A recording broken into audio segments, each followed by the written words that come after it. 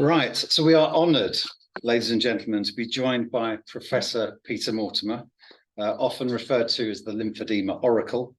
Now, apparently you were due to retire a few years ago, yet you're still here fighting the cause, doing public speaking and doing a lot of work to raise awareness, as well as treating the patients that you probably many of us here have experienced. But I believe that this is one of your last public speaking events, certainly for the foreseeable. Is that right? Oh, yeah. So we are even more honoured. So thank you very much. For those of you who don't know, Peter is a specialist in chronic edema, lymphedema, lymphatic malformations, lymph-related disorders, and lipoedema, with NHS practice at St George's Hospital in Tooting, London, and a private practice at Parkside Hospital near Wimbledon. Ladies and gentlemen, no introduction needed really, Professor Peter Mortimer.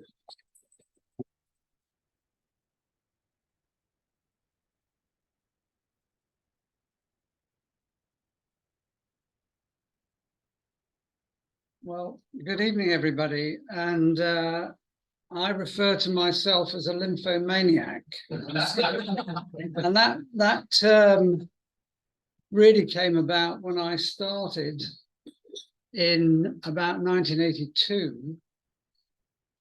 I was in Oxford training at the time. Sinclair was probably still in nappies.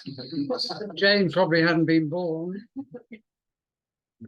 And my boss at the time, actually this story is in the book, sat me down and said, Peter, you need to do some research.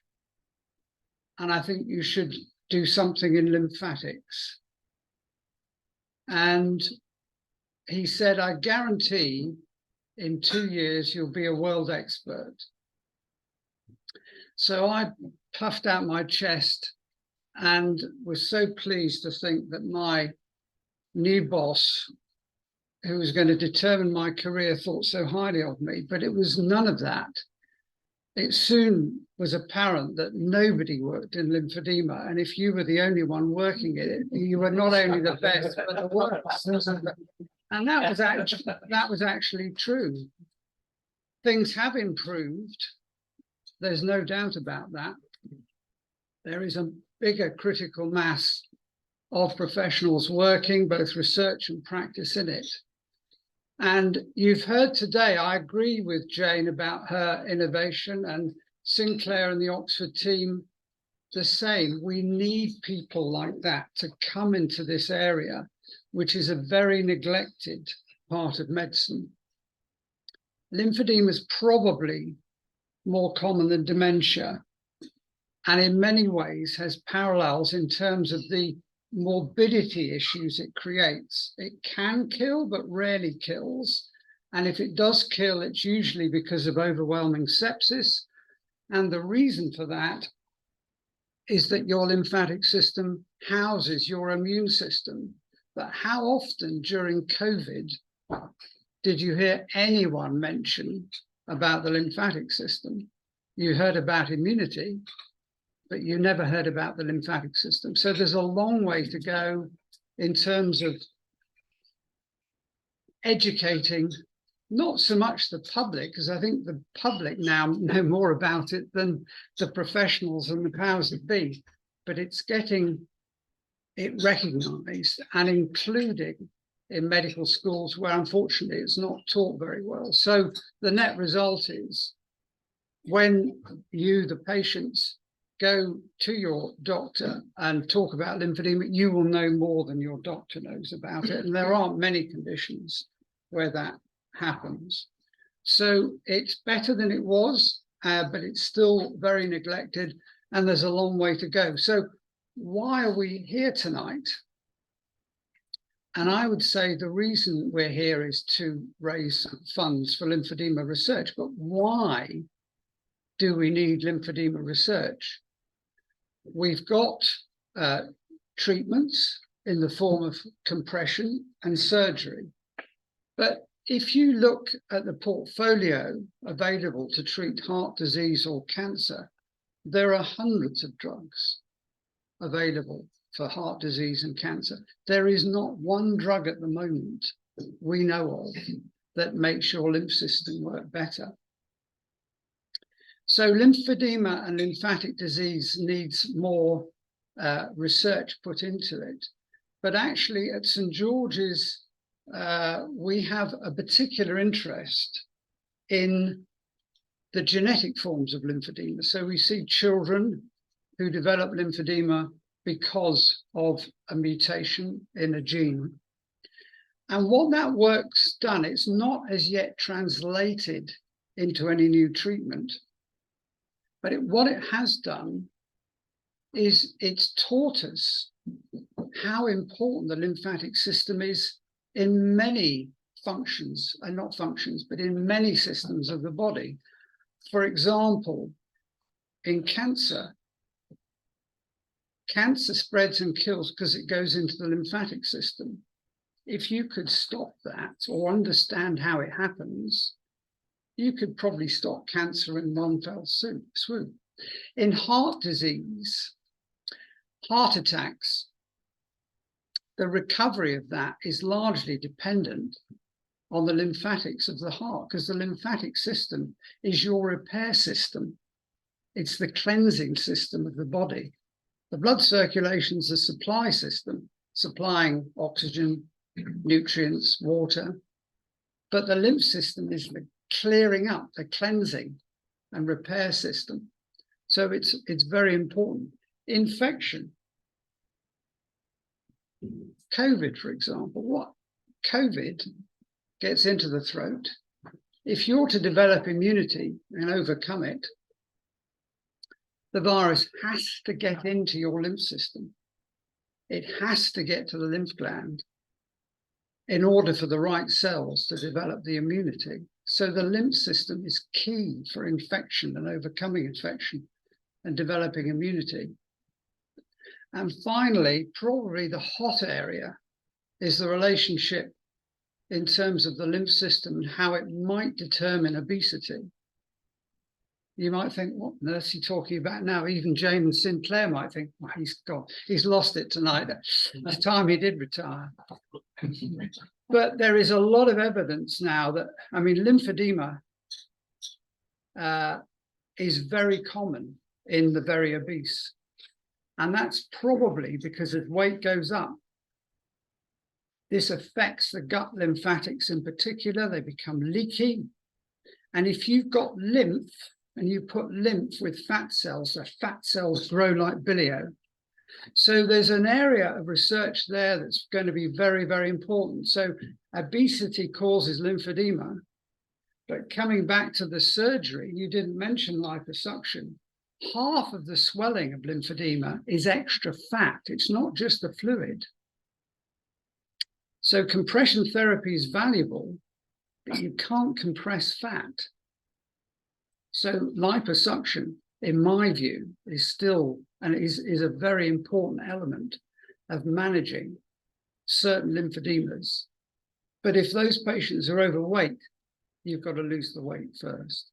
So what the research is beginning to tell us is that not only do we understand more about how lymphedema might develop, we're learning more about how lymphatics are important in other areas of medicine, cancer, infection, cardiovascular disease, and immunity. So the reach of the lymphatic system is actually very important. But we're still at an early stage in doing research. And therefore, if we look at the pot of money available for lymphatic research compared to cancer or heart disease, we're probably talking about 0.00001%. So we need to increase awareness not only of the disease, but of the need to have a core community that supports fundraising and getting the necessary funds for improving and giving opportunities for research. A bit like you were saying with money, if you provide the funding for scientists, they'll go into that area. When COVID came along, the government suddenly said, here's a load of money for COVID, And so everyone who had never even heard of COVID said, well, I'll drop what I'm doing, we'll go into COVID. So you create the opportunity. So we need that money for research. So that's why we're here. That's why we need fundraising. And at St. George's, and Amerjit is CEO at St. George's, and he will tell you more about what we're going to be doing and what they're doing in terms of a national available fund for lymphedema research. So at that point, I will stop, but very happy, which is what I was going to do, take questions and answers. But I thought I'd better set a little bit of the scene rather than just stand here and everyone say, well, I don't know what to ask him, who is he? So anyway, I hope that sets the scene of why we're here. Thank you very much indeed. Before we move on to Amerjit, do you have any burning questions that you'd like to ask as a collective or individually? I've got all for you. Temperature, obviously, for those of us who do, for me personally, with the lymphedema, I find it far worse as the temperature increases summer to summer compared to winter. Is this a known Yes. fact? I've worked in the Middle East, Far East, etc., and it's I really dread it. Swelling, and if we talk in terms of fluid, because the bulk of it is still fluid swelling that will increase swelling in the heat, that fluid comes from the blood vessels, because I said the blood circulation is the supply system, and that includes providing the fluid. And so in the heat, blood vessels relax and become more porous to let fluid out, because the blood vessels have relaxed and become bigger because they want to lose heat. But in losing heat, they lose fluid. So ankles swell, feet swell more in the summer. But if it's up to the lymph system then to take that away. So it means that even in the heat, if you swell a lot, or you're on an aeroplane and you swell a lot, your lymph system's not as good as it should be. And therefore one needs to find out what one can do to make it better. And clearly, unlike the blood circulation, which has the heart pumping it around, the lymph system, which is also a series of tubes, but more like a river, a set of river channels going to lymph glands, it needs movement and activity. So standing still or sitting still In a hot room does nothing. And so if you're like me, you'll have your support stockings on, because you know then you won't be swelling quite so much. But it's the blood vessels that leak the fluid, and then the lymph system says, oh, I can't cope with that. And the lymph system doesn't take it away. So that's why heat and sitting are basically the worst. Alcohol doesn't help either, because of course that also makes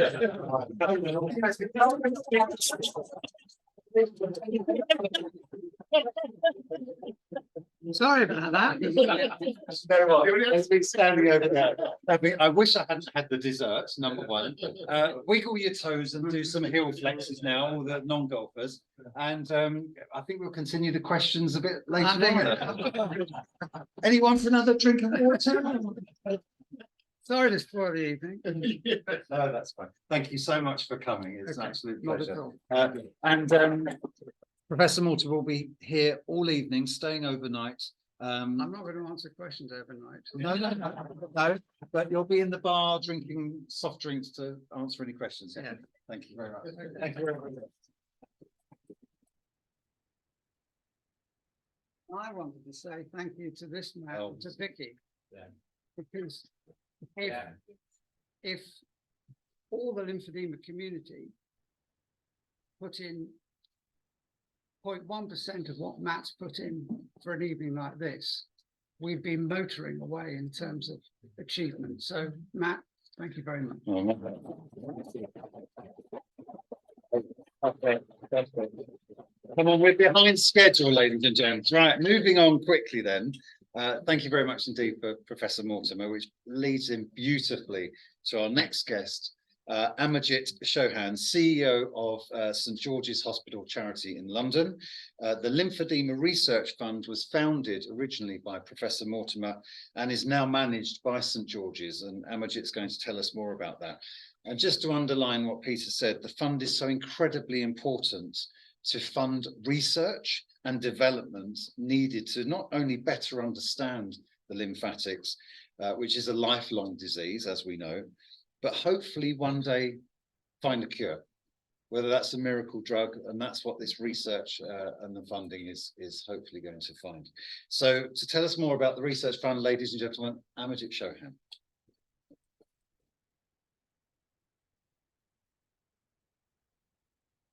Good evening, everybody, and thanks, Jane, Sinclair, Professor Mortimer, obviously Matt and Vicky for this evening.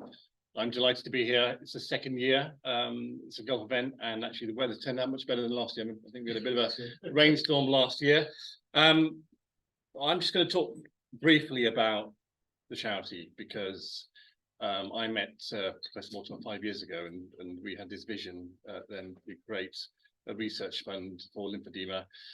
It didn't take much convincing from Peter to explain to me how important it was and is now, and how many people it affects. I also work at St George's Hospital with Peter, and Peter is a hero of ours. I mean, you know, he's one of the outstanding professionals in lymphedema. We have an amazing clinic at George's, one of only two in London, I'd say, and the hospital itself is, for me, a huge family, and those of you that have actually gone to hospital and been in hospital, you understand what I mean. The NHS is an incredible institution. I mean, we're only 75 years old this year, which to me is amazing given how many people it supports and how many people it interacts with. Hospitals encounter life and death, and thankfully the staff that work within it are actually there for a real reason and a value. George's itself, some of you may know it. It's famous for 24 hours in A&E. We have an amazing team there. We have a trauma centre. We're renowned for paediatric cancer, for cardiac and renal and neuro services. But actually the charity itself, compared to the hospital, is quite small. We raise around £3 million a year, and it's not a huge amount, but actually when you think about how big the trust is, it's a £1 billion organisation, has over 15,000 employees. Our support and value is actually crucial to what they do, the work that they do, because we know how under pressure our health service is under. So organisations like ourselves, and there are over 200 NHS charities across the globe now, across the UK, that make a massive difference. Collectively, we raise over £1 million a day for the NHS, so it's crucial for their survival in many ways. What we're here for this evening, obviously, is to raise money for lymphedema research. Research into lymphedema is tiny compared to other cancers, and you can think about breast cancer, prostate cancer, brain tumor cancer. They raise hundreds of millions a year. You know, if you add all the cancer charities together, it's probably a £1 billion group of organisations. But lymphedema is tiny, and there aren't many organisations out there that raise money for lymphedema itself. And as Prof explained, research is crucial, and research is crucial in, I think, for most healthcare provision itself. It affects 1 in 3 people in the world, which is again huge, and I don't think it's, you know, properly understood. It gets misdiagnosed, and sometimes the medical care itself is patchy. Obviously, here from Sinclair's point of view for Oxford, and obviously for St George's, you know, we have incredible professional staff that know a lot about lymphedema and how to help and support patients. But we need to fund the research. Our aim is to raise £250,000 to start off the research programme, and actually we're £160,000 there already.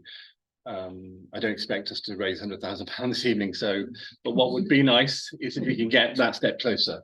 And that step closer is through the auction, which Matt will take us through. You've been very generous in being here also this evening. We really appreciate that. I'm sure we've done incredibly well with the raffle. And then we've got some amazing photographs that will be auctioned off in silent auction. And the photographs actually are really interesting because Gemma Levine, who both myself, Matt and Prof knows, an amazing individual. She is a professional photographer. She's most famous for the Princess Diana photographs. You may remember they were black and white. She had her arms closed, and they're quite iconic. And she's gone on to photograph lots of other famous individuals. She's very kindly given these prints to us, and they actually have a historical value, many of them. So I'm hoping we'll be able to get most of them sold this evening, and that would be wonderful. She'll be over the moon. So please be generous. Don't drink too much wine, as Peter said, but enjoy the rest of your evening. It's been a pleasure being here, and we look forward to hearing more about how far we get to. And I should just also thank Adrian. I didn't realise he was such an outstanding painter, which is an amazing picture itself. Adrian's a big supporter of ours, and as he had an idea this evening, which we're probably going to follow up. We're going to get 10 very generous people together, and each of them will pledge 100,000. We'll raise $1 million. Our ambition is to grow the fund itself. Aim is to get to $250,000. Then we want to get to $1 million, and then we want to grow it. And then over the next few years, hopefully, we'll be as impactful as prostate cancer, breast cancer UK, and all the major charities out there. So thank you again. It's been a pleasure being here. Sorry I can join you on the golf course. You probably wouldn't want me either because I can't play golf. But maybe next year I'll be able to swing to me. But thank you. Matt, over to you.